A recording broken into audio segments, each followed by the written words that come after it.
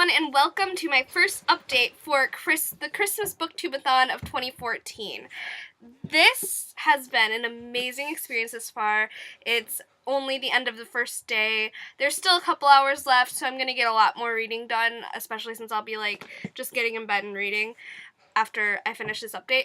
But so far, I started reading right when the clock hit midnight last night, and I started reading Fun Home. I read it for the Twitter sprints. It was gorgeous, so deep, so affecting, so real.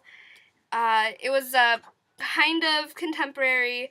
It was a graphic novel memoir about Alison Bechdel, and it's just really deep and just gorgeous. Absolutely. The references in it, all the literary elements in this book are just fantabulous, along with the art, because it's a graphic novel. The art is just amazing. So pretty. It's really a lot about exploring things she discovered about her father's sexuality later in life and about her own.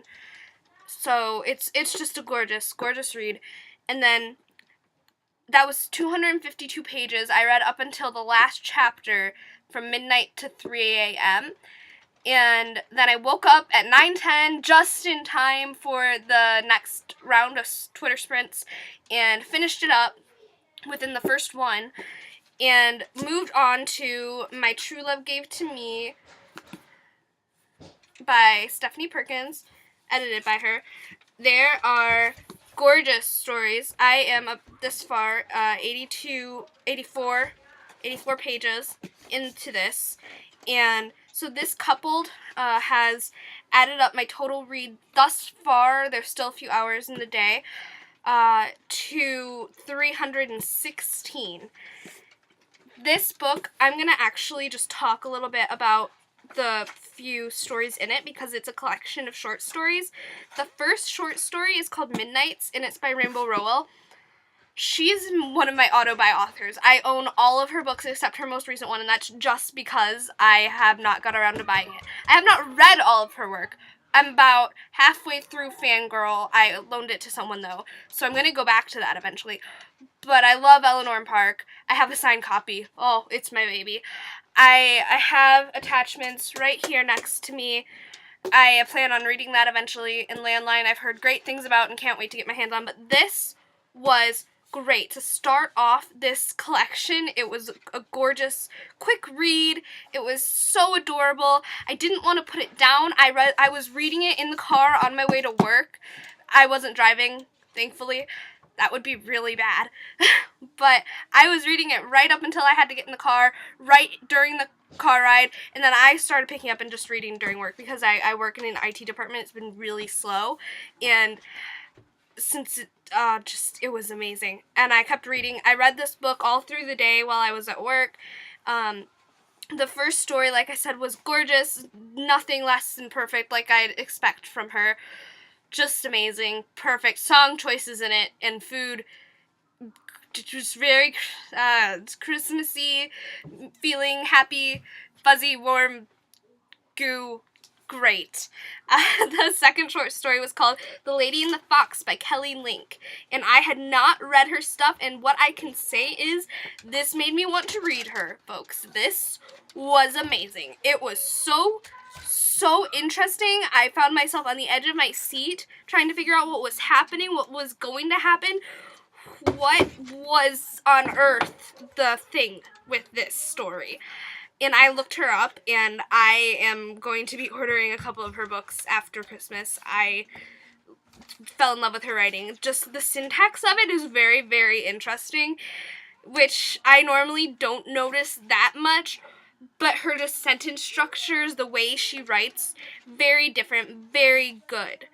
The third book I just finished, and it was Angels in the Snow by Matt De La Pena, who I also have not ever read before, and it was very intriguing. First story, told from the point of view of a guy, really good. I don't know what to say about that one without giving out too much.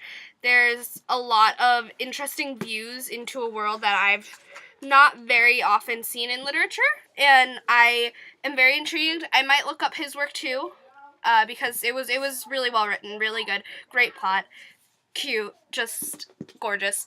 And then, so I have, I believe, what is that, 12 minus 3? I have 9 more short stories to read in this, and I'm very much looking forward to it because it's just made me feel Christmassy and wonderful and everything that I was hoping for with this so far. So I'm going to be reading that next, but so far, 300 and, yeah, there we go. That looks better. 316 pages read in the first day of the 2014 Christmas BookTubeAthon as of, let's see what time it is, if I can do that, as of 9:56 p.m. And I am going to be reading a lot more tonight. You can bet your sweetie Aunt Nancy, I don't think that's a thing that people say. I totally just made that up. But you can bet everything you have in life that I will be finishing this tonight by 3, by the end of the Twitter sprints, because I'm going to read it all the way from finishing this video to 3 in the morning, because it's great. I might even start Let It Snow. I might end up getting through more than 3 books this BookTubeAthon. I am very excited about that. I have not read this voraciously in a long time. It's just making me so happy, and these books are everything and amazing. And yeah, so I will see you guys tomorrow with another update is what's going to happen. And hopefully the next time you see me, this will have gotten read. I don't know about Let It Snow. I won't have it finished for sure, because now that I'm thinking about it, I actually have a family Christmas party to go to tomorrow. So that will take up a lot of time. But I might even try and sit and get some reading done there, as terrible as that is. Because books. My babies. But yeah, hopefully everyone who is participating is doing well with their goals, and I hope you all have a great rest of BookTubeAthon weekend. Bye.